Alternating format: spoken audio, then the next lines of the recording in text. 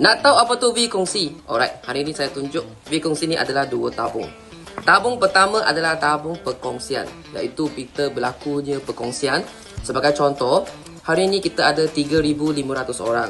Kalaulah dalam 3,500 orang tu ada yang masuk ke hospital, ada yang masuk dekat klinik yang perlu rawatan sebanyak 35,000. So guys, you ambil 35,000 bahagi dengan 3,500, maksudnya setiap orang kena bayar perkongsian sebanyak RM10. Betul tak? So, dekat sini bulan tu adalah RM10. Satu lagi tabung adalah tabung yuran. Untuk yuran ni sangat senang saja. Kalau you join V kongsi, kita ada 3 bayaran. Bayaran pertama adalah bulan-bulan adalah RM40.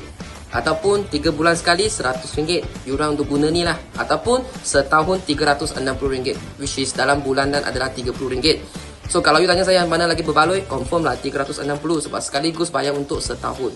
So, yang ni adalah yuran macam you kita pakai Netflix. Bulan-bulan kita bayar RM30.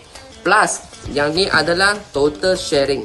Kalau bulan tu, ada case yang macam tadi, kita share RM10. So, 30 campur 10, bulan tu adalah total RM40. Kalau bulan tu tak ada sharing, dia adalah kosong. So, maksudnya you hanya perlu bayar 30 saja. Kalau bulan tu, ada je sharing, tapi ada tak maksimum?